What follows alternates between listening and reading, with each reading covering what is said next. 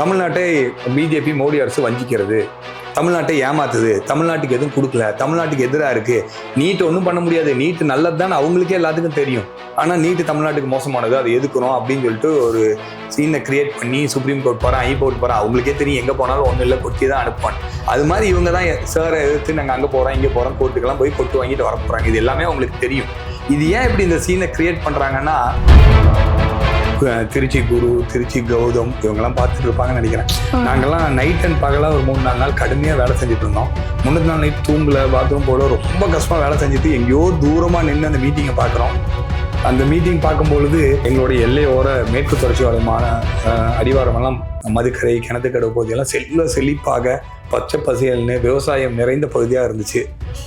இப்போ என்னாச்சுன்னா, இந்த 60 ஆண்டு காலம் இல்லாத அளவுக்கு திமுக ஆட்சி வந்ததுக்கு பிறகு அசிஸ்டன்ட் கமிஷனருக்கு அவங்க சட்டையை கழட்டிடுவாண்டா அப்படின்றாங்க. ஒன்றும் நடவடிக்கை இல்லை. அரசியல் தலைவர்கள், திமுக அரசியல் தலைவர்கள் ஒரு லெஃப்ட் ஹேண்ட்ல காவல்துறையை கைட் பண்றாங்க. யாராச்சும் பிடிச்சிட்டு போனா அவங்க சொன்னா விட்டுறாங்க. அப்புறம் பிடிச்சிட்டு போனவன் தப்பு பண்ணவன போலீஸ் பிடிக்கலன்னா அவனுக்கு தைரியம் அதிகமாயிருது. திமுக தலைவர்கள் இருக்காங்க, தப்பு பண்ணிட்டு போனாலும் அவங்க காப்பாற்றுவாங்கன்றாங்க. இதனால சமூக விரோத செயல்கள் அதிகமாயிட்டே இருக்கு. வேலைக்கு லஞ்சம் வாங்குறது திமுக இது ஒன்றும் பழசு இல்லை. நேற்று ஒருத்தர் வந்தாரு, ரோஜ்கார் மேலான்னு சொல்லி நரேந்திர மோடி அவர்கள் 10 லட்சம் பேருக்கு மேலே வேலை வாய்ப்பு கொடுத்துட்டாரு. ஒரு அதிகாரி வராரு, சார் எங்கிட்ட கடைசி போன வாரம் வந்து 51,000 பேருக்கு கொடுத்தாங்க. அந்த நிகழ்ச்சியில் போய் கலந்துட்டு போது சென்ட்ரல், சார் இவங்களுக்கெல்லாம் எவ்வளோ சம்பளம் தெரியுமா சார், 10 லட்சம் பேருக்கு மேலே ஒரு பைசா லஞ்சம் இல்லாமல் நரேந்திர மோடி அவர்கள் போட்டு கொடுத்துருக்காரு சார். இதே தமிழ்நாடுல 25 லட்சம் சார், 30 லட்சம் சார்ன்னு சொல்றாரு ஒரு போஸ்ட் ஆஃபீஸர். ஒரு காலத்துல அரசு அலுவலர்கள்லாம் இருக்காங்களா, அவங்க டிஎம்கே மேல ரொம்ப கிரேஸா இருப்பாங்க. அதையெல்லாம் பயன்படுத்தி இறந்தவங்களோட வாக்கு டபுள் என்ட்ரி ஓட்டுலாம் நிறைய போட்டு ஒவ்வொரு தொகுதியும் வெற்றி பெறுவதற்கு இதை பயன்படுத்திட்டு இருந்தாங்க. இனி அது முடியாதுன்னு சொல்லி அந்த பயத்தோட அவர் ரொம்ப அவமானமா ஃபீல் பண்றாங்க. சார் நான் ஊரெல்லாம் பெரிய மனுஷன் சார், பல லட்ச ரூபா செலவு பண்ணி இந்த கட்சி வளர்த்துருக்கேன், இவங்க கொடுத்துருவாரு 500 2,000 ரூபாய்க்கு அங்கிருந்து ஆளை கூட்டிட்டு வந்து செக் பண்ணி கொடுக்குறாங்க சார். மன வருத்தமா இருக்குன்னு சொல்லி இந்த கட்சியை உண்மையாக நேசித்தவர்கள், இந்த கட்சிக்காக அறுபாடுபட்டவர்கள் எல்லாம் மனசு உடைஞ்சு போயிட்டாங்க. திமுக வந்து வடக்கு வாழ்கிறது, தெற்கு தேய்கிறது அப்படின்னு திமுகவோட கோஷம் இருக்கும். ஆனால் உண்மையை பொறுத்தளவுக்கு திமுக கோயம்புத்தூரோடைய வடக்கை வாழ வைத்து கொண்டிருக்கிறது, கோயம்புத்தூரோட தெற்கை தேய வைத்து கொண்டிருக்கிறது, அராஜகம் பண்ணி கொண்டிருக்கு, அழிச்சிட்டு இருக்காங்க. அதுக்கு எதிரான என் குரல் இருக்கும், அதுக்கான வளர்ச்சிக்காக இருக்கும். தமிழ் நேயர்களுக்கு வணக்கம். நீங்க நம்மோட நினைச்சிருக்க சிறப்பு விருந்தினர் யார் அப்படின்னா, பாஜகவின் பிரமுகர், பாஜகவின் மாநில செயற்குழு உறுப்பினருமாகிய பொள்ளாச்சி வசந்தராஜன் அவர்கள் இன்னைக்கு நம்மோட நினைச்சிருக்காரு. அவர்கிட்ட கேட்டு பல விஷயங்கள் தெரிஞ்சுக்க வேண்டியது இருக்கு. வாங்க சார். வணக்கம். வணக்கண்ணா, நல்லா இருக்கீங்களா? எப்படி இருக்கீங்க சார்? நல்லா இருக்கேண்ணா. கட்சி பணிகள்லாம் எப்படி சார் போகுது? நல்லா போயிட்டு இருக்குண்ணா. தேர்தல் நெருங்கிருச்சுலாங்க, அதனால ரொம்ப விறுவிறுப்பாக போயிட்டு இருக்கு. ஸோ ஓகே, நம்முடைய நேயர்களுக்காக வசந்தராஜன்னா யாரு, இந்த குழந்தை பருவத்திலிருந்து அப்படிங்கிறத கொஞ்சம் சொல்ல முடியுமா சார்? நான் வந்து 1980 பிறந்தேன். பள்ளி படிப்பை வந்து சென்ட்ரல் கவர்மெண்ட்டோட ரயில்வே ஸ்கூலில் படித்தேன். அப்பா எதுவும் நம்ம அப்பா அம்மா ரயில்வே எம்ப்ளாயி? அம்மா வந்து ரயில்வே எம்ப்ளாயி, ரயில்வேல ஆஃபீஸராக இருந்தாங்க. அப்பா வந்து தமிழ்நாடு கவர்மெண்ட் ஸ்கூலோட ஹெட் மாஸ்டர் இருந்தார். நான் என்னோடய பள்ளி படிப்பெல்லாம் வந்து government school, central government school, ரயில்வேயோட ஸ்கூலில் படித்தேன். +1 +2 வந்து சர்வஜனான்னு சொல்லி ரொம்ப பாரம்பரியமான பள்ளி, பிஎஸ்ஜியோடது. முதல் காந்திஜி அங்கே வந்திருக்காரு. ரவீந்திரநாத் தாகூர் ஜனகணமன தேசிய கீதம் ஆகிறதுக்கு முன்னாடி அங்கே வந்து பாடியிருக்கார் எங்கள் ஸ்கூலில். அது மாதிரி ரொம்ப பழமையான ஸ்கூலில் +1 +2 படித்தேன். காலேஜ் வந்து பிஇ சிவில் வந்து விஎல்பி ஜானகி அம்மாவில் பிஇ சிவில், எம்இ ஸ்ட்ரக்சர்ஸ் ரெண்டுமே அங்கே படித்தேங்க. அங்கே படிச்சுட்டு நான் வந்து ரியல் எஸ்டேட் அண்ட் கன்ஸ்ட்ரக்ஷன் அந்த தொழில் பண்ணிகிட்டு இருந்தேன். இப்போ வந்து ஸ்கூல் நடத்திட்டுருக்கேன், 2-3 ஸ்கூல் நடத்திட்டுருக்கேன். Brindavan Vidyalaya public school, Brindavan international school, Brindavan பட் ஸ்கூல், அந்த மாதிரி ஸ்கூல் நடத்திட்டுருக்கேன். கட்சியில் வந்து என்னோட 18வது வயசில் 1998 சிபிஆர் என்னை வந்து இங்கே முதல்ல எம்பிக்கு நிற்கும் பொழுது தேர்தல் வேலை செஞ்சு கிளை தலைவராக இருந்தேன். அதுக்கப்புறம் வந்து என்னுடைய குறிச்சி மண்டல் பொருளாளராக இருந்தேன். அதுக்கப்புறம் இளைஞரணியோட கோவை தெற்கு மாவட்டத்தோட பொதுச் செயலாளராக இருந்தேன். இளைஞரணி மாநில செயற்குழு உறுப்பினராக இருந்தேன். மறுபடியும் இளைஞரணியோடைய மாநில செயற்குழு உறுப்பினராக 2 பருவம் இருந்தேன். இளைஞரணியோட மாநில பொதுச் செயலாளராக இருந்தேன். பொள்ளாச்சி பாராளுமன்ற பொறுப்பாளராக இருந்தேன். கோவை தெற்கு மாவட்டத்தோடைய தலைவராக இருந்தேன். அதுக்கப்புறம் கடைசியாக பொள்ளாச்சி பாராளுமன்றத்தோடைய வேட்பாளராக இருந்திருக்கேன். என்னுடைய ஒரு 26 ஆண்டுகள் அரசியல் பயணம். அம்மா வந்து ரயில்வே எம்ப்ளாயி, அப்பா இந்த மாதிரி ஏதாவது பிஸ்னஸ் பண்ணிருக்கேன். நீங்கள் எப்படி சார் அந்த பிஸ்னஸ்ல இருந்து உங்களுக்கு அந்த அரசியல் பார்வை வந்துச்சு? அரசியலில் கோயம்புத்தூரோட பாம் பிளாஸ்ட் வந்து ரொம்ப பாதிப்பு ஏற்பட்டுச்சு. உங்களுக்கு? ஆமாம், அத்வானி அவர்கள் வந்து கோயம்புத்தூரில் பிரச்சாரத்துக்கு வரும்போது அந்த பாம் பிளாஸ்ட் ஆகி 54 பேர் இறந்தாங்க. 200க்கும் மேற்பட்டு இந்த மாதிரி இருந்தாங்க. அந்த மாதிரி பாம் பிளாஸ்ட் ஏற்பட்டு இருக்கும்பொழுது எனக்கு அத்வானி வாஜ்பாய் அவர்கள் மேலே இயற்கையாகவே ரொம்ப ஒரு பெரிய பற்று இருக்குது. அத்வானி அவர்கள் பாம் பிளாஸ்ட் ஆனதுக்கப்புறம் ஏர்போர்ட்ல இருந்து உங்களுக்கு பயங்கர த்ரெட் இருக்குது, பாம் பிளாஸ்ட்லாம் ஆயிருக்கு, நீங்கள் இருக்கக்கூடாது போன்னு சொல்லும்போது அத்வானி போக மாட்டேன்ட்டார். அத்வானி வந்து இங்கே இருக்கிறவங்களெல்லாம் ஜிஹெச்சில் அவ்வளோ த்ரெட் இருந்தாலும் நான் வந்து பாதிக்கப்பட்டவங்களெல்லாம் பார்த்துட்டு தான் போவேன். இன்றைக்கெல்லாம் த்ரெட் இருக்கும்போது நிறைய பேர் போயிட்டாங்க பாருங்கள். அத்வானி அவர்கள் அவர் உயிருக்கு மிகப்பெரிய பாதிப்பு இருந்துச்சு, தீவிரவாதி மேலே இருக்குன்னு சொல்லும்போது கூட அத்தனையும் தாண்டி போலீஸ் எல்லாம் மறுத்தாலும் கூட என்னோட இறந்த சொந்தங்களையும் அடிபட்டு இருக்கக்கூடிய என்னோட நிகழ்ச்சிக்கு வருகின்றவங்களும் பொதுமக்களும் இந்த மாதிரி பாதிக்கப்பட்டிருக்காங்க, அவங்க வந்து பார்ப்பேன்னு சொல்லி வந்து பார்த்துட்டு போனார். அந்த தேர்தலேருந்து தீவிரமாக பிஜேபியோடைய கிளை தலைவராக பொறுப்பேற்று வேலை செய்ய ஆரம்பிச்சிட்டேன். சார், பல கட்சிகள் இருக்கு, அதாவது திமுக இருக்கு, அதிமுக இருக்கு.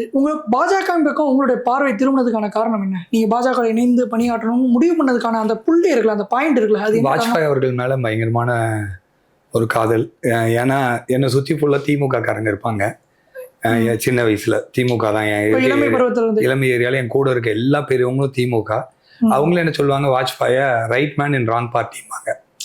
திமுக காரங்களே சொல்லுவாங்க ரைட் மேன் இன் ராங் பார்ட்டிம்பாங்க. ஒரு எதிர்கட்சிக்காரனே ரைட் மேன் அப்படின்னு ஒருத்தங்களை சொல்றாங்களே அப்படின்னு சொல்லிட்டு வாஜ்பாய் அவர்களை பற்றி, அவர்களுடைய கடந்து வந்த பாதையை அதை பத்தி எல்லாம் தெரிஞ்சுக்கணும்னு ஆசைப்படும் போது அவர் மேல ஒரு பெரிய காதல் வாஜ்பாய் அவர்கள் மேலே. அதை தொடர்ந்து அத்வானி அவர்கள் மேலேயும் இந்த மாதிரி கோயம்புத்தூர் பாம் பிளாஸ்ட் அப்போ இந்த மாதிரிலாம் நடக்கிறத பார்க்கும்பொழுது ஒரு பெரிய ஒரு ஈர்ப்பு. அப்புறம் பாரதிய ஜனதா கட்சியோட கொள்கைகள் வந்து இந்துத்துவாக இருக்கட்டும், தேசிய ஒருமைப்பாட்டா, கன்னியாகுமரி வரையும் காஷ்மீர் வரையும் ஒரே நாடு அப்படி, nation first party second self last, இந்த மாதிரியான சிந்தனைகள் பிஜேபி மேலேயும் ஈர்க்கப்பட்டு அப்படி. நீங்கள் அந்த வேட்பாளர்கள் அந்த அறிமுக கூட்டத்தில், கோயம்புத்தூர் நடந்த கூட்டத்தில் பிரதமர் உங்களை பக்கத்தில் இழுத்து வச்சு பக்கத்தில் அந்த கையை தூக்குன சம்பவம் இருக்குல்ல, அந்த ஒரு நிகழ்ச்சி சம்பவம் உங்களுக்குள்ள எப்படி சார் இருந்துச்சு? ஒரு அடித்தட்டு, அதாவது கிளை தலைவர்லேருந்து நீங்கள் உருவாகி வந்திருக்கீங்க, அந்த சம்பவம் வந்து உங்களை கையை தூக்கி ஒரு பிரதமர் வந்து கிட்டத்தட்ட சொல்லணும்னா இந்திய தலைவர் அப்படின்னு தாண்டி அவர் வந்து ஒரு உலக தலைவராக இன்னைக்கு இருக்கிறாரு, அவர் வந்து உங்களுடைய கையை பிடிச்சி உங்க பக்கத்தில் நிப்பாட்டி, அந்த சம்பவங்கிறது உங்களுக்கு எப்படி சார் இருந்துச்சு? ஆனால் அந்த சம்பவம் நடக்கும்போது என்ன நடந்துச்சுன்னு எனக்கு தெரியாத ஒரு சூழ்நிலையாக தான் இருந்தேன். நான் என்னை மறந்துதான் அங்கே இருந்தேன். என் வாழ்நாளில் ஒரு மிகப்பெரிய ஒரு சாதனை சாதித்ததை போல ஒரு உலகம் பெரிய ஒரு எம்பியா ஜெயிச்சிருந்தா கூட இந்த ஒரு அது வந்து ஒரு பெரிய ஒரு சந்தோஷம். நரேந்திர மோடி அவர்கள், அது அண்ணாமலை அவர்கள் என்னை பிடித்து பக்கம் வச்சாரு. எனக்கு ஒரு நிறையா இருக்கு. நான் வந்து பல நாட்கள் இளைஞனில ஒரு 10 ஆண்டு காலம் வேலை செஞ்சிருக்கேன். நான் வேலை செய்யும்போது ரோட்ல தான் நிறைய நாள் நிற்பேன். நிகழ்ச்சி இளைஞனி நடக்கும்போது வாகனத்தை கணக்கெடுப்பது, வாகனத்தை பார்க்கிங் போடுவது, ஃப்ளக்ஸ் வைக்க வேண்டியது, அந்த மாதிரி ஃபீல்டு ஒர்க் தான் நம்ம பண்ணிட்டு கூட்டம் நடக்கும்போது எங்கேயோ தூரமாக தள்ளி நின்று அந்த கூட்டத்தை பார்த்து ரசிச்சு இருக்கக்கூடிய சூழ்நிலை இருந்துச்சு. அது மாதிரி 2014 நான் வந்து இளைஞனியோட இளந்தாமரை மாநாடுன்னு ஒன்று நடந்துச்சு திருச்சியில். நரேந்திர மோடி அவர் வந்திருக்காரு. அந்த மாநாடப்ப எனக்கு தெரியும், அன்னைக்கு நான் திருச்சி குரு, திருச்சி கௌதம் இவங்கெல்லாம் பார்த்துட்டு இருப்பாங்கன்னு நினைக்கிறேன். நாங்கள்லாம் நைட் அண்ட் பகலாக ஒரு 3-4 நாள் கடுமையாக வேலை செஞ்சுட்டு இருந்தோம். 3 நாள் நைட் தூங்கல, பாத்ரூம் போல ரொம்ப கஷ்டமாக வேலை செஞ்சுட்டு எங்கேயோ தூரமாக நின்று அந்த மீட்டிங்கை பார்க்குறோம். அந்த மீட்டிங் பார்க்கும்பொழுது நரேந்திர மோடி வராரு. ஆனால் களப்பணியில் அவ்வளோ இல்லாதவங்க எல்லாம் பக்கத்தில் அங்கே நின்று நரேந்திர மோடியோட நின்று அந்த புகைப்படத்தை எல்லாம் அடுத்த நாள் பார்க்குறோம். நாங்கள் கஷ்டப்பட்டு செஞ்ச களப்பணி அளவுக்கு பண்ணாத எல்லாரும் மேடையில் நின்று எல்லாம் அலங்கரிச்சுட்டு இருந்தாங்க இருந்தோம். அப்போ நாங்கள் கீழே ஒரு வாரம் கடுமையாக வேலை செஞ்சு கீழே ரொம்ப தூரமாக நின்று பார்த்துட்டு இருக்கோம். அதையெல்லாம் பார்க்கும் பொழுது ரொம்ப எவ்வளோ கஷ்டப்படுறோம், நம்மலாம் என்னைக்கு மேடைக்கு போவோம், அது மாதிரி யோசிச்ச காலம்லாம் இருக்குது. அதெல்லாம் என்னோட 25 ஆண்டு காலம் இந்த கட்சிக்கு ரொம்ப கஷ்டப்பட்ட உழைப்போட பிரதிபலனா இன்னைக்கு ஒரே நாள்ல இந்த கட்சி எனக்கு கொடுத்ததாக தான் நான் நினைக்கிறேன். ஓகே சார், இப்போ வந்து நீங்கள் கிணத்துக்கடவு தொகுதி வந்து நீங்கள் போட்டியிட போகிறதா தகவல்லாம் வெளியே இருக்குது, வாய்ப்பு கேட்டிருக்கிறதாவும் கேள்விப்பட்டேன். ஒருவேளை நீங்கள் கிணத்துக்கடவு தொகுதி நீங்கள் தேர்ந்தெடுக்கப்பட்டால் உங்களுடைய திட்டம் என்ன சார்? உங்களுடைய பிளான் என்ன சார்? இந்த கட்சி பொறுத்தளவுக்கு யாரை வேட்பாளராக நிறுத்துவாங்க, இனி கூட்டணியில் இருக்கு, எந்த தொகுதியை கொடுப்பாங்க, யாரை வேட்பாளராக நிறுத்துவாங்கன்றது தெரியாது. பட் நான் எம்பி வேட்பாளராக நிற்கும் பொழுதே ஒரு முடிவு எடுத்திருந்தேன், சமுதாயத்துக்கு ஏதோ ஒரு மாற்றத்தை ஏற்படுத்தணும்னு சொல்லி. கிணத்துக்கடவு தொகுதியில நிறைய பிரதான பிரச்சனைகள், கண்டுகொள்ளாத நிறைய பிரதான பிரச்சனைகள். 1-2 சொல்ல முடியுமா? வெள்ளலூர் குப்பை கிடங்கு, நான் அந்த குப்பை கிடங்கு ஒட்டி இருக்கக்கூடிய அந்த பகுதியில் வாழ்ந்துகிட்டு வரேன். நான் கடந்த 22-23 ஆண்டுகளாக இந்த பிரச்சனை இருக்கு. அங்கே நான் வாழவே முடியாத ஒரு சூழ்நிலை இருக்குது. என்னோட சின்ன பையன் குழந்தையாக இருக்கும் பொழுது சுவாச கோளாறு, தொழுநோய் கோளாறு, டாக்டர் வந்து அங்கேருந்து குடி மாறி இருங்கன்னாங்க. நான் ஒரு 3-4 வருஷம், எங்கள் அப்பா அம்மா அங்கே இருந்தாங்க, ஒரு 3-4 வருஷம் குடி மாறி ஒரு 10 கிலோமீட்டர் தள்ளி வந்து இருந்தேன். அதுக்கப்புறம் அந்த பையனுக்கு கொஞ்சம் எதிர்ப்பு சக்தி எல்லாம் ஜாஸ்தியாகி பெருசானதுக்கப்புறம் தான் மறுபடியும் அதே இடத்துக்கு நான் போனேன்.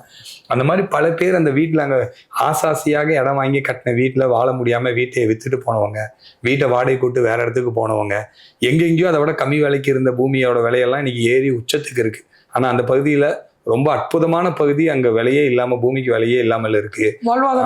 வாழ்வாதாரம் பயங்கர கேள்விக்குள்ளி, நிறைய பேத்துக்கு நோயாளி ஆகக்கூடிய சூழ்நிலை, தண்ணி இல்லை, ஒரு நிமிஷம் சுவாசிக்க முடியாத ஒரு தொழில். அது வந்து சொர்க்கமாக இருந்த ஒரு பூமிங்க, புவர் மேன்ஸ் ஊட்டின்னு சொல்லுவாங்க. ஆங்கிலேயர்களே அதை தலைமையிடமாக அந்த கிளைமேட்டுக்காக இருந்த பூமி வந்து இன்னைக்கு ரொம்ப ஒரு குப்பை மழை நிறைந்த வாழ முடியாத சூழ்நிலையா இருக்கு. அதுக்கு ஒரு தீர்வு வேணும்ன்றது ஒரு ரொம்ப முக்கியமான ஒரு விஷயம். அதுக்கப்புறம் தீர்வா இருக்குன்னா என்ன சார் இருக்கும் சார்? குப்பையை கொட்டுற 2 விதமான தீர்வு சார். குப்பையை கொண்டு வந்து அங்கே கொட்டக்கூடாது. அதுக்கு வந்து மக்கள் வந்து பெரிய விழிப்புணர்வு பண்ணி குப்பைன்றது மக்கும் குப்பை மக்காத குப்பையை ரொம்ப ஸ்ட்ரிக்டா 100% பிரித்து மேலாண்மை செய்யணும். அதை பண்றதே இல்லை. பல்க் வேஸ்ட் பெரிய பெரிய கம்பெனியில் 100 கிலோக்கு மேலே ஆகிறதெல்லாம் அவங்க தான் மேலாண்மை பண்ணணும். ஆனால் மாநகராட்சி ஊழியர்கள் பணத்தை வாங்கிட்டு வந்து இங்கேயே கொட்டுறாங்க. அப்புறம் எல்லா குப்பையும் ஒரே இடத்துக்கு கொண்டு வராமல் ஒரு 5 இடம் 10 இடம் 20 இடம் 50 இடம் டீசென்ட்ரலைஸ் பண்ணால் குப்பையை மேலாண்மை பண்ணுறது நல்லா இருக்கும். அதனால டீசென்ட்ரலைசேஷன் பண்ணி இங்கே குப்பை வராமல் தடுக்கிறது ஒன்று. இன்னொன்று, நீங்கள் வந்து குப்பையிலேருந்து மின்சாரம், குப்பையிலேருந்து டீசல் இந்த மாதிரிலாம் உருவாக்க முடியும். அதெல்லாம் என்னன்னா ஒரு 1500 டிகிரி சென்டிகிரேட்டுக்கு மேலே இருக்கக்கூடிய மிஷினரிலாம் தயார் பண்ணி போட்டால் தான் பொல்யூஷன் ஆகாமல் இருக்கும். அதெல்லாம் ஒரு 1000 கோடி 1500 கோடி முதலீடு பண்ணி இன்னைக்கு 10 லட்சம் டன் குப்பை தேங்கி கிடக்குது. முதல்ல அந்த குப்பையெல்லாம் தீர்க்கணும்னா ஒரு 1000 கோடி 1500 கோடி முதலீட்டில் நீங்கள் சிங்கப்பூர், ஜெர்மனி, பெரிய பெரிய ஊரில் ஜப்பான்லலாம் இருக்கிற மாதிரி குப்பை மேலாண்மையோட சிஸ்டத்தை இங்கே கொண்டு வந்து அதை இம்ப்ளிமெண்ட் பண்ணி அதை தீர்க்கணும். நிறைய கம்பெனி அதுலேருந்து ரெவன்யூ கூட ஜென்ரேட் பண்ணுறாங்க. டீசலோ பெட்ரோலோ அந்த மாதிரி ரெவன்யூ ஜென்ரேஷன் கூட இருக்குது. அவங்களுக்கு கவர்மெண்ட் வந்து அந்த இடத்த அவங்களுக்கு வந்து ஒரு லீஸுக்கு கொடுத்து அவங்ககிட்ட இருந்து கரண்ட்டை திருப்பி நாங்களே விலைக்கு வாங்கிக்கோன்னு ஒரு ஒப்பந்தம் போட்டால் அவன் ஃபாரின் பேங்க்ல லோனை வாங்கிட்டு வந்து நமக்கு பிரச்சனையே இல்லாமல் அவங்களே கையாளக்கூடிய கம்பெனியெல்லாம் ஃபாரின்ல இருக்கு. அந்த மாதிரி எல்லாம் அந்த கம்பெனியை கொண்டு வந்து இந்த பிரச்சனைக்கு தீர்வு காணணும். அது ஒரு மிக முக்கியமான பிரச்சனை. தொடர்ந்து இந்த கோயம்புத்தூரோடைய தெற்கு பகுதி, போத்தனூர், இந்த கிணத்துக்கடவு தொகுதி தொடர்ந்து புறக்கணிக்கப்படுது இந்த திமுக அரசுனால. ஏன்னா இந்த குப்பை கிடங்கு எதுவும் கண்டுகொள்ளலை. இதை ஒட்டி கோயம்புத்தூரோட ஒருங்கிணைந்த பேருந்து நிலையத்தை இங்கே கட்டினாங்க. அந்த பேருந்து நிலையம் இங்கே வந்திருந்தா ஏற்கால ஏடிஎம்கேயோட ஆட்சியில் 50 கோடி ரூபாயை செலவு செய்து முக்கால்வாசி வேலை முடிஞ்சதுக்கப்புறம் திமுக வந்ததுக்கப்புறம் அதை கைவிட்டுட்டாங்க அந்த காழ்ப்புணர்ச்சி காரணமாக. இது வந்து இந்த பகுதியோட வளர்ச்சியை பாதிக்குது. இங்கே இருக்க திமுக காரங்க கூட அதை கேட்காம இருக்கிறது வருத்தம் தெரிவிக்குது. இந்த பகுதி ஏற்கனவே குப்பையினால் பாதிக்கப்பட்டிருக்கு. இது வரும்போது குப்பைக்கு ஒரு தீர்வாக வரும். இந்த பகுதியில் இருக்கக்கூடிய பூமியோட விலையெல்லாம் உயரும். இந்த பகுதியோட மக்களுடைய வாழ்வாதாரத்தில் முன்னேற்றம் அடையும். ஆனால் இந்த திமுக அதை புறக்கணிக்கிறது பயங்கர வருத்தம்.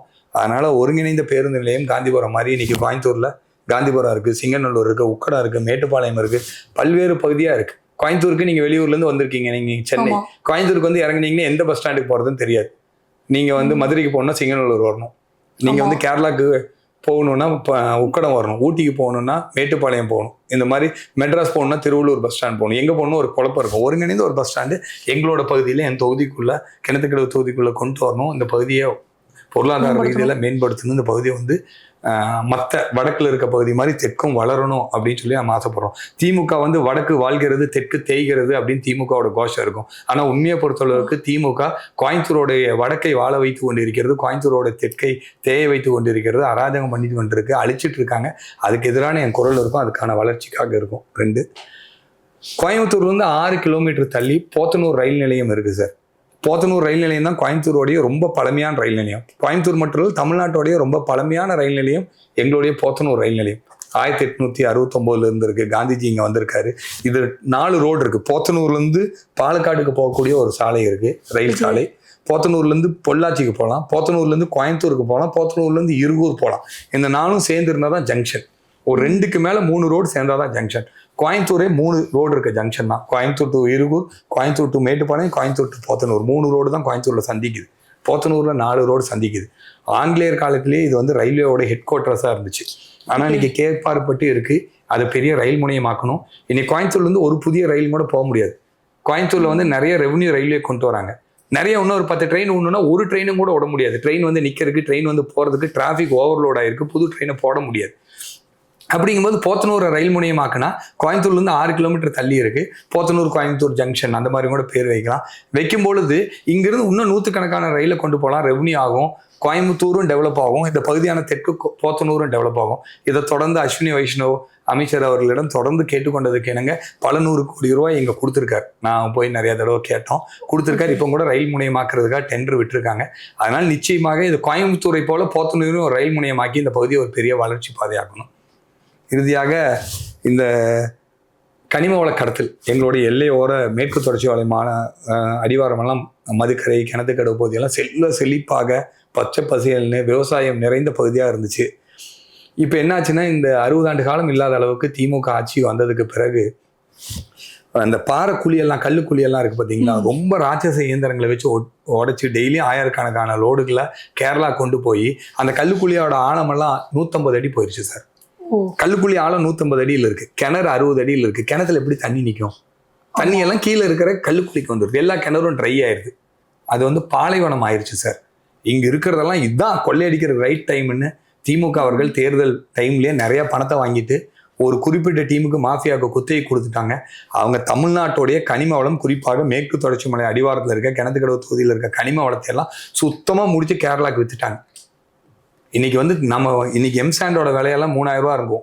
இவங்க வித்தனால இன்னைக்கு தமிழ்நாட்டில் இருக்க எம்சாண்ட் விலை 5000 ரூபா இருக்கு. இங்க இருக்கக்கூடியவங்க வீடு கட்டும் போது அந்த விலையெல்லாம் இரட்டிப்பானதுக்கு காரணம் திமுக அடித்த கொள்ளை தான். அதனால இங்க இருக்கக்கூடிய கனிம வளங்கள் வெளியே வந்து இல்லீகலா கடத்திட்டு போவதையெல்லாம் தடுக்கணும். இதெல்லாம் தான் பிரதான பிரச்சனைகள் எங்கள் தொகுதி வளர்ச்சிக்கு பெரிய முட்டுக்கட்டையாக இருக்கு. நிச்சயமாக தேர்ந்தெடுக்கப்பட்டு வந்தால் இந்த மாதிரி செயலாம் செய்யணும். வாய்ப்பு கொடுத்தாங்கன்னா இதெல்லாம் சரி செய்யணும். இதை சரி செய்கிறன்றதான் நான் எம்பி கேண்டிடேட்டாக இருக்கும்போதும் சொல்லியிருக்கேன். அதே மாதிரி இந்த கேரளாவில் வந்து குப்பை வந்து அதிகமாக இங்கே தமிழகத்தில், அதுவும் குறிப்பாக சொல்லணும் இந்த பொள்ளாச்சி பகுதியில் வந்து கொஞ்சம் அதிகமாக கொட்டுறாங்க அப்படிங்கிற மாதிரி நீங்கள் அடிக்கடி பேசியிருந்தீங்க, செய்தி குறிப்பு எல்லாமே பார்த்துருக்கோம். அதை பற்றி கொஞ்சம் சொல்ல முடியுமா சார்? என்னன்னா சார், இது கேரளா தமிழ்நாடு பார்டர் தானே சார். கேரளா வந்து சுற்றுப்புற சூழல்ல ரொம்ப காஷியஸாக இருப்பாங்க. நீங்கள் அந்த மாசு ஏற்படுத்துறத ஒன்றுமே விட மாட்டாங்க. அந்த மாதிரி இருக்கும்போது ஏதோ ஒரு வகையாக கொண்டு வந்து இங்கே கொட்டிட்டு போயிடணும். நம்ம வீட்டு குப்பையை எடுத்து அடுத்த வீட்டில் கொட்டுற மாதிரி இங்கே கொட்டிட்டு இருக்காங்க. இங்கே கேட்கறதுக்கு ஆள் இல்லை, பார்டரில் செக்கிங் சரியா இல்லை. எதுக்காக நம்ம மாநில எல்லையில் செக் போஸ்ட்லாம் இருக்கு, அவங்க அங்கேருந்து வரும்போது அதை செக் பண்ணணும். அந்த செக்கிங் எல்லாம் சரியில்லாமல் எல்லையோர பகுதியில் அதை கொட்டிட்டு இருக்கிறது தொடர்கதையாகிட்டு இருக்கு. இது வந்து மாநில அரசு வந்து கண்டுகொள்ளாமல் இருப்பது, செக் போஸ்ட்ல பணத்தை வாங்கிட்டு இந்த குப்பையை உள்ள விடுறது, இதெல்லாம் தான் பெரிய காரணம். இது வந்து இரும்புகரம் கொண்டு இதையெல்லாம் தடுக்கணும். அதே மாதிரி சார் இப்போ கோயம்புத்தூரில் வந்து பார்த்தீங்கன்னா தொடர்ந்து ஏதாவது, அதுவும் குறிப்பாக சொல்ல போனால் இந்த திமுக அரசு வந்ததுக்கப்புறம் அந்த பாம் பிளாஸ்ட் விஷயமா இருக்கட்டும், அந்த கோட்டைமேடு பகுதியில் நடந்த பாம் பிளாஸ்ட் விஷயமா இருக்கட்டும், அப்போ அந்த ரேப் கேஸ் இப்போ 2 நாளைக்கு முன்னாடி நடந்த, இது மாதிரி தொடர்ந்து ஏதாவது சட்ட சிக்கலுக்கு ஏதாவது ஒன்று ஏற்பட்டுக்கிட்டே இருக்கு சார். இது எதனால சார்? இது சரி, திராவிட முன்னேற்ற கழகம் இருக்கும் பொழுதே பாம் பிளாஸ்ட் கோயம்புத்தூர்லேயே நிறைய கலவரங்கள்லாம் நடந்திருக்காங்க. டிஎம்கேவோட கவர்மெண்ட்ல தான் அவங்க எப்பவுமே ரொம்ப சாஃப்ட் கார்னர் பார்ப்பாங்க.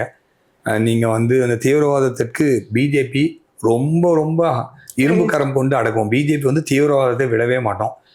டிஎம்கே வந்து தீவிரவாதத்து மேலே சாஃப்ட் கார்னர் பார்ப்பாங்க. அது உங்களுக்கே தெரியும், அது ஒரு காரணம். ப்ளஸ் வந்து நிறைய போலீஸை எம்ப்ளாய்மெண்ட் பண்ணவே இல்லை. ஜெயலலிதா அம்மா இருக்கும்போது தமிழ்நாடு வந்து அமைதி பூங்காவை சட்டம் ஒழுங்குல பயங்கர ஸ்ட்ராங்காக இருந்துச்சு. இவங்க வந்ததுக்கப்புறம் போலீஸ்க்கு வந்து நிறைய போலீஸ் எம்ப்ளாய்மெண்ட் பண்ணல, போலீஸ்க்கு ஃப்ரீ ஹேண்ட் விடலை. அரசியலோடைய ஈடுபாடு, தலையீடு போலீஸ் டிபார்ட்மெண்ட்ல இருக்கக்கூடாது. நான் ஒரு அரசியல் கட்சி தலைவர் ஒருத்தன் கஞ்சா கடத்தினா, ஒருத்தன் இல்லீகல் ஆக்டிவிட்டி பண்ணுறான், ஒரு அரசியல் கட்சி தலைவர் வந்து சொன்னால் விடக்கூடாது. ஜெயலலிதா அம்மாவுடைய ஆட்சி காலத்தில் இருக்கும்போது அந்த மாதிரிலாம் விட மாட்டோம். ரவுடிங்லாம் ஒளிந்த காலம் இருக்குது, என்கவுண்டர் போட்ட காலம் இருக்குது. அரசியல் தலைவர்கள் காவல் நிலையங்களில் தலையீடே இருக்காது. காவல்துறைக்கெல்லாம் கரெக்டான எம்ப்ளாய்மெண்ட் போட்டாங்க. இவங்க என்ன பண்ணுறாங்கன்னா, இங்கே இருக்கக்கூடிய திமுகவுடைய ஆட்சியாளர்கள், திமுக தலைவர்கள், ஒரு திமுகவுடைய நிர்வாகி உன் காக்கி சட்டையை கழட்டிட வேண்டாம்னு சொல்லி நடு ரோட்டில் இருந்து ஒரு நிர்வாகி, முக்கிய நிர்வாகி, அவர் வந்து கோட்டை அப்பாஸ் வந்து ஒரு அசிஸ்டன்ட் கமிஷனருக்கு உன் சட்டையை கழட்டிட வேண்டாம் அப்படின்றாங்க. ஒன்றும் நடவடிக்கை இல்லை. அரசியல் தலைவர்கள், திமுக அரசியல் தலைவர்கள் ஒரு லெஃப்ட் ஹேண்ட்ல காவல்துறையை கைட் பண்றாங்க. யாராச்சும் பிடிச்சிட்டு போனா அவங்க சொன்னா விட்டுறாங்க. அப்புறம் பிடிச்சிட்டு போனவன், தப்பு பண்ணவன போலீஸ் பிடிக்கலன்னா அவனுக்கு தைரியம் அதிகமாயிருது. திமுக தலைவர்கள் இருக்காங்க, தப்பு பண்ணிட்டு போனாலும் அவங்க காப்பாற்றுவாங்கன்றாங்க. அதனால சமூக விரோத செயல்கள் அதிகமாயிட்டே இருக்கு. அதனால இந்த சமூக விரோதிகளை அரசியல் தலையீடு திமுக உள்ள விட்டுட்டாங்க. காவல்துறை ரொம்ப குறைவாக இருக்கிறாங்க. சமூக விரோதிகள் அதிகமாயிட்டாங்க. கஞ்சா நீங்க வந்து டாஸ்மார்க் வந்து இல்லீகலா 6 மணிக்கு முன்னாடி 10 மணிக்கு மேலே விற்றுக்கிட்டே இருக்காங்க. அன்லைசன்ஸ்டு பார் நிறையா வித்துட்டு இருக்காங்க. கஞ்சா வந்து நிறைய புழக்கத்தில் இருக்கு. இதெல்லாம் விருப்பம் கொண்டு தடுக்காத காரணத்தினால தான் சட்டம் ஒழுங்கோட சீர்கெடுது. எல்லாமே வந்து குடி, கஞ்சா, போதையினால தான் எல்லா தப்பும் நடக்குது சார். அதை வந்து நிறுத்தணும். போலீஸ்க்கு நிறைய ஆட்கள் கொடுக்கணும். போலீஸ்க்கு திமுகவுடைய தலையீடு காவல்துறையில் இருக்கக்கூடாது. இதனால இன்னைக்கு தமிழ்நாடு வந்து அமைதி பூங்கான்றத போய் வெளி மாநிலங்களிலிருந்து வெளி மாவட்டத்திலிருந்து கோயம்புத்தூருக்கு படிக்க வரவங்க வேலைக்கு வரவங்க ரொம்ப அதிகமாக இருக்காங்க. இந்த இன்சிடென்ட்டுக்கு அப்புறம் இது ஒரு பெரிய தலைகுனிவாகவும் பார்க்குறோம். கோயம்புத்தூரோட வளர்ச்சிக்கு இது பெரிய பாதிப்பாகவும் இருக்கு. ஓகே சார், அதே மாதிரி சார் இப்போ என்னன்னா இந்த ரேப் கேஸையும் தாண்டி, அதாவது இந்த சட்ட ஒழுங்கையும் தாண்டி இப்போ சமீபத்தில் அதிகமான ஊழல் குற்றச்சாட்டு திமுக அமைச்சர்கள் மேலே வந்துருக்கு. எடுத்துக்காட்டு சொல்லணும்னா இப்போ அந்த நேரு அவர்கள் வேலை வந்து இங்கே பெரிய ஒரு ஊழல் குற்றச்சாட்டு வந்திருக்கு. அதெல்லாம் நீங்கள் எப்படி சார் பார்க்குறீங்க? ஒரு பாஜக பொறுப்பாளர் நீங்கள் அதை எப்படி கையாளுறீங்க? திமுக மேலே ஊழல் குற்றச்சாட்டு வரலைன்னா தான் ஆச்சரியமா பார்க்கணும். திமுக மேலே ஊழல் குற்றச்சாட்டு வந்திருக்கிறத ஆச்சரியமா பார்க்கறதுக்கு ஒன்றும் இல்லை.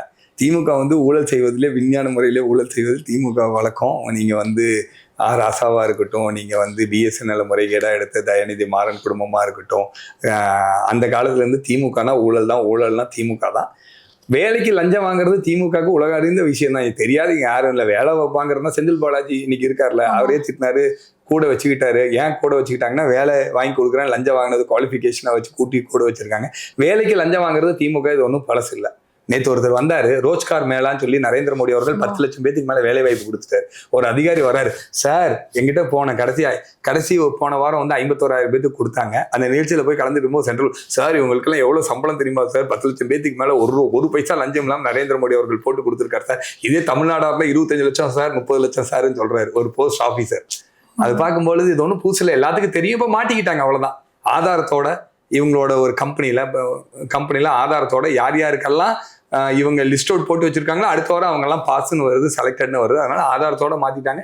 நிச்சயமாக கம்பி எண்ணுவாங்க. அதனாலதான் சொல்றாரு முதல் பலி நானுன்னு சொல்லி நேருவே ஒத்துக்கிட்டாரு. அதனாலதான் அந்த சட்டாதார் கோயிலுக்குலாம் போய் வழிபட்டுலாம் வந்திருக்காரு. என்னதான் அவரே ஒத்துக்கிட்டாரு, முதல் பலி நான் தான் சொல்லிட்டாரு. அவர் பலியாக போறான்னு அவருக்கு தெரிஞ்சிருச்சு. கையும் களவா மாட்டிட்டாங்க. அதனால வந்து இது ஒன்றும் புதுசு இல்லை சார். தெரிஞ்சது இன்னைக்கு மாட்டியிருக்காங்க. ஆயிரக்கணக்கா இது மாதிரி மாட்டாத அனைத்து அமைச்சர்களும் ஆயிரக்கணக்கா இது மாதிரி மாட்டாம பண்ணிக்கிட்டு இருக்காங்க. நேரு மாட்டிட்டாரு. ஓகே சார், அதே மாதிரி பாஜக கொண்டு வர எல்லா திட்டத்தையும் வந்து திமுக அரசு வந்து எதிர்த்துட்டு வருது. எடுத்துக்காட்டு சொல்ல போனா இந்த இன்னைக்கு வந்து இந்த எஸ்ஏஆர் திட்டம் முதற்கொண்டு எதிர்த்துட்டு வராங்க. எஸ்ஏஆர் திட்டத்துடைய சிறப்பு என்ன சார்? சார் இந்த எஸ்ஐஆர் திட்டத்தை எதுக்குறாங்கன்னா, இப்போ எப்படின்னா ஸ்டாலின் அவர்கள் என்ன பண்ணுவார்னா, அவரோட ஒரு ஸ்ட்ராட்டஜி இருக்கு. தமிழ்நாட்டை பிஜேபி மோடி அரசு வஞ்சிக்கிறது, தமிழ்நாட்டை ஏமாத்துது, தமிழ்நாட்டுக்கு எதுவும் கொடுக்கல, தமிழ்நாட்டுக்கு எதிராக இருக்கு, நீட் ஒன்றும் பண்ண முடியாது, நீட் நல்லது தான் அவங்களுக்கே எல்லாத்துக்கும் தெரியும், ஆனால் நீட்டு தமிழ்நாட்டுக்கு மோசமானது, அதை எதுக்கணும் அப்படின்னு சொல்லிட்டு ஒரு சீனை கிரியேட் பண்ணி சுப்ரீம் கோர்ட் போகிறேன், ஹைகோர்ட் போகிறேன், அவங்களுக்கே தெரியும் எங்கே போனாலும் ஒன்றும் இல்லை, கொட்டி தான் அனுப்புவாங்க. அது மாதிரி இவங்க தான் சாரை எதிர்த்து நாங்கள் அங்கே போகிறோம் இங்கே போகிறோம் கோர்ட்டுக்கெல்லாம் போய் கொட்டு வாங்கிட்டு வர போகிறாங்க. இது எல்லாமே அவங்களுக்கு தெரியும். இது ஏன் இப்படி இந்த சீனை கிரியேட் பண்ணுறாங்கன்னா, நீங்க யோசிச்சு பாருங்க, இந்த எஸ்ஐஆர் வந்து இதுதான் முதல் தடவை வருதா தமிழ்நாட்டு மக்களுக்கு வந்து இந்த சிறப்பு வாக்காளர் திருத்தம் வந்து தீவிர திருத்தம் வந்து இதுதான் முதல் தடவை. இது 14வது தடவை என்னமோ வந்துருச்சு. நேரு காலத்துல இருந்து, இந்திரா காந்தி காலத்துல இருந்து, அத்தனை முதலமைச்சர் காலத்திலயும் இது வந்திருக்கு. ஏற்கனவே இது வரைக்கும் இந்த 2004 வரைக்கும் 12 தடவை 13 தடவை வந்திருக்கு. இந்த 20 வருஷத்துல முன்னாடியே வந்திருக்கணும். இப்பவே லேட்டு. இன்னைக்கு இருக்க வாக்காளர் பட்டியல் எப்படி சார் இருக்கு? 20 வருஷமா எந்த இதுவும் பண்ணல. ரெகுலர் ப்ரொசீஜர் தான் நடந்துட்டு இருக்கு. நான் என்னோட கிணத்துக்கடவு தொகுதியில 12,000 வாக்காளர்கள் டபுள் என்ட்ரி இருக்காங்கன்னு ஆதாரத்தோட கலெக்டர்கிட்ட கொடுத்தோம். ஒரே அப்பா பேரு, ஒரே அப்பா பேரு, ஒரே வயசு, இதோட 12,000 பேர் இருக்காங்கன்னா அவங்க வாக்காளர் அடையாள அட்டை ஒன்னோட பாகம் என்னோட அவங்ககிட்ட கொண்டு போய் கொடுக்குறோம். இது மாதிரி 12,000 டபுள் என்ட்ரி என் ஒரு தொகுதியில் இருக்கு. இறந்தவங்களோட பேர் இருக்கு, இந்த ஊர்லயே இல்லாதவங்களோட பேர் இருக்கு. நாங்கெல்லாம் களத்துக்கு போகும்போது ஒரு 1000 ஓட்டர்ஸ் இருக்காங்கன்னா 600-700 ஓட்டர்ஸ்க்கு மேல எங்களால் ஐடென்டிஃபை பண்ண முடியல, இருக்கிறது இல்லை.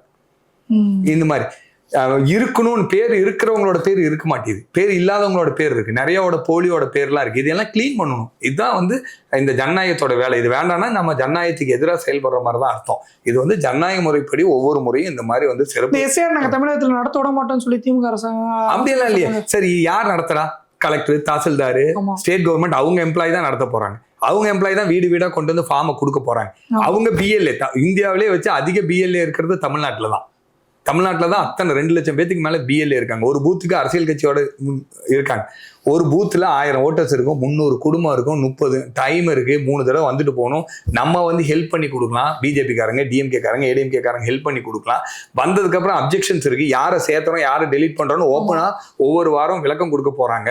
தேர்தல் வெப்சைட்ல போட போறாங்க. அதுக்கப்புறம் உங்களுக்கு ஏதாச்சும் அப்ஜெக்ஷன் இருந்தால் சொல்லி சரி பண்ணலாம், இல்லைன்னா மேல்முறையீடு போகலாம். பீகார்ல ஒரு ஆள் கூட மேல்முறையீடு இல்லை. அதனால இது வந்து கிளியர் பண்றது தான். நான் இங்க வாழ்ந்திருக்கேன், இந்த ஊர்ல தான் இருந்திருக்கேன், எங்க அப்பா இந்த ஊர்ல தான் இருந்துட்டு இருக்காரு, போன தடவை எனக்கு ஓட்டர் இருக்குன்னா கொண்டு போய் கொடுத்தா ஓட்டர் சேர்த்து அதுல எந்த வித பிரச்சனையும் இல்லை சார். சார் போன தடவை ஓட்டர் ஐடியில் நம்ம பேர் இருக்கு, நம்ம வீட்டுக்கு வராங்க, நம்ம பேர் இருக்கு, நம்ம கிட்ட கொடுக்க போறாங்க. 2002 என் பேர் நான் ஓட்டு போட்டிருக்கேன்னா இல்லையா? அந்த ஓட்டர் ஐடியை பார்த்தாவே தெரியும். 2002 நான் ஓட்டு போட்டிருக்கேன்னா ஒண்ணுமே கேட்க போறது இல்லை, ஓட்டை சேர்த்த போறேன். 2002 நான் எனக்கு வயசுல நான் ஓட்டு போடல, எங்க அப்பா பேரை சொன்னா எங்க அப்பா ஓட்டு போட்டிருக்காங்க, ஓகேன்னு சொல்லி பேரை சேர்த்த போறேன். ரெண்டும் இல்லைன்னா கூட 12-13 ஆதாரம் கொடுத்துருக்காங்க, அதை கொடுத்தா ஓட்டு சேர்த்த போறேன். ஒரு இந்திய குடிமகன் அனைவரும் வாக்குரிமை பெற்றிருக்க வேண்டும். ஒரு போலி வாக்காளர்கள் கூட சேர்த்திருக்க கூடாது, ஒரு சரியான வாக்காளர் கூட பெயர் இல்லாம இருக்கக்கூடாது. இதுதான் எஸ்ஐஆரோட இது சார். இது எஸ்ஐஆர் வர்றது நல்ல ஜனநாயகம். எனக்கு 500 ஓட்டு, 200 ஓட்டு, 300 ஓட்டு, 1000 ஓட்டுல வெற்றி வாய்ப்பெல்லாம் தீர்மானம் ஆகுது. இதுல பல போலி வாக்காளர்கள் இருக்காங்க, டபுள் என்ட்ரி வாக்காளர்கள் இருக்காங்க. இதெல்லாம் சரி செய்யும் பொழுது சரியான ஜனநாயகம் இருக்கும், ஜனநாயகம் வலுப்படுத்தும். இதை பார்த்து பயப்படுறாங்க திமுக. நிறைய போலி வாக்காளர்களை, டபுள் என்ட்ரி வாக்காளர்களை, இறந்து போனவர்களுக்கெல்லாம் அவங்க அதை ஓட்டு போடுவாங்க. ஒரு காலத்துல அரசு அலுவலர்கள்லாம் இருக்காங்களா, அவங்க டிஎம்கே மேல ரொம்ப கிரேஸா இருப்பாங்க. அதையெல்லாம் பயன்படுத்தி இறந்தவங்களோட வாக்கு டபுள் என்ட்ரி ஓட்டுலாம் நிறைய போட்டு ஒவ்வொரு தொகுதியும் வெற்றி பெறுவதற்கு இதை பயன்படுத்திட்டு இருந்தாங்க. இனி அது முடியாதுன்னு சொல்லி அந்த பயத்தோட வெளிப்பாடாக தான் இப்படி பண்ணிக்கிட்டு இருக்காங்க. ஓகே சார், இறுதி கேள்வி என்ன கேட்கலாம்னா சார், கொங்கு பகுதி அப்படின்னாலே அதிமுகவுடைய கோட்டை. இன்னொரு பக்கம் என்ன சொல்லணும்னா பாஜக அந்த இடத்துல கொஞ்சம் கொஞ்சமாக ஸ்ட்ராங் ஆகிட்டே வராங்க. அந்த இடத்துல வந்து இப்போ திமுக வந்து செந்தில் பாலாஜியை பொறுப்பாளராக போட்டு பயங்கரமாக கிரவுண்ட் லெவலில் ஒர்க் பண்ணிட்டு வரான்னு சொல்கிறாங்களே சார், அது எலெக்ஷனில் ரிஃப்ளெக்ட் ஆகுமா சார்? சார் இப்போ வந்து இது வரைக்கும் திமுக இங்கே ஜெயிச்சதே இல்லை. எப்பவுமே ஏடிஎம்கேவோட கோட்டை, பிஜேபி ரொம்ப ஸ்ட்ராங்காக இருக்கக்கூடிய கோட்டை. இந்த எம்பி தேர்தலையும் அதுக்கு முன்னாடி இருக்கக்கூடிய உள்ளாட்சி தேர்தலையும் திமுக ஜெயிக்கிறாங்க. இது வந்து செந்தில் பாலாஜியோட ஸ்ட்ராட்டஜிக்கு வந்து தான் ஜெயிக்கிறாங்க. செந்தில் பாலாஜி கொலுசு கொடுக்குறாரு, புது ஸ்ட்ராட்டஜி. ஹாட் பாக்ஸ் கொடுக்குறாரு, புது ஸ்ட்ராட்டஜி. ஓட்டுக்கு 2000 ரூபாய் பணம் கொடுக்குறாரு உள்ளாட்சியில். இந்த ஸ்ட்ராட்டஜி ஜெயிக்க வைக்குது. கட்சிக்காரன் தீவிரமான கட்சிக்காரன் பட்டியல் அடிச்சு வைக்கிறது, அதையெல்லாம் பார்க்கறது. செந்தில் பாலாஜி வர அவர் சொல்றதை கேட்கக்கூடிய நபர்கள் சீனியர்ஸ், கட்சியோட திமுகவுடைய மிக முக்கியமான சீனியர்ஸ்க்கு யாருக்கும் மரியாதை இல்லை. ஓட்டுக்கு பணம் கொடுக்குறாங்கன்னு வைங்களேன், 2000 ஓட்டுக்கு. இதுக்கு முன்னாடி என்ன பண்ணாங்க திமுக, அந்த ஊருக்காரங்கிட்ட கொடுக்க சொல்லிட்டு இருந்தாங்க. இப்ப கரூர்ல இருந்து வந்து அவங்க கொடுப்பாங்க, இவங்க கூட போகணும். சொந்த கட்சிக்காரன, தீவிரமான கட்சிக்காரன, 40-50 வருஷம் அவன் அந்த கட்சிக்காக உழைச்சவனையே நம்பிக்கை இல்லை. 500,000 கூட அவனை நம்பாம இவரோட ஆளுங்களை கூட்டிட்டு வந்து வச்சு கொடுத்துட்டு இருக்காங்க. அதனால கட்சி மேல பற்றுள்ளவங்க, ரொம்ப நாள் கட்சியில இருந்தவங்க அவர் ரொம்ப அவமானமா ஃபீல் பண்றாங்க. சார் நான் ஊர்ல எல்லாம் பெரிய மனுஷன் சார், பல லட்சம் ரூபாய் செலவு பண்ணி இந்த கட்சி வளர்த்துருக்கேன், இவங்க கொடுத்துருவாரு 500-2000 ரூபாய்க்கு அங்கிருந்து ஆளை கூட்டிட்டு வந்து செக் பண்ணி கொடுக்குறாங்க சார். மன வருத்தமா இருக்குன்னு சொல்லி இந்த கட்சியோட உண்மையாக நேசித்தவர்கள், இந்த கட்சிக்காக அறுபாடுபட்டவர்கள் எல்லாம் மனசுடைஞ்சு போயிட்டாங்க. அதனால இவர் வந்து இந்த கொலுசு கொடுக்குற, 2000 ரூபாய் கொடுக்குற, ஹாட் பாக்ஸ் கொடுக்குறது, மூக்குத்தி கொடுக்குறது, இந்த ஸ்ட்ராட்டஜி ஒர்க் அவுட் ஆகும்னு நினைக்கிறாரு. இந்த மாதிரி கொடுத்து இந்த தடவை உண்மையான திமுக காரனே இதுக்கு பயங்கர எதிர்ப்பாக இருக்கிறார்கள். புதுசா திமுக வந்திருக்கவங்க யாராச்சும் இதை ஆதரிக்கலாம், செந்தில் பாலாஜி மேல இல்ல ஆதாயம் பெறுபவர்கள் ஆதரிக்கலாம். 50-60 ஆண்டு காலம் கட்சி தான் பைத்தியம் சொல்லி இருக்கிறவங்க எல்லாம் வெக்ஸா இருக்காங்க. அவங்களோட மனவேதனையே திமுகவை படுதோல்வி அடைய செய்யும். பல கேள்விகளுக்கு உங்களுடைய அதிரடியான பதில்கள் சொல்லிருக்கீங்க சார், ரொம்ப நன்றிங்க சார். நன்றிண்ணா, ரொம்ப சந்தோஷம்.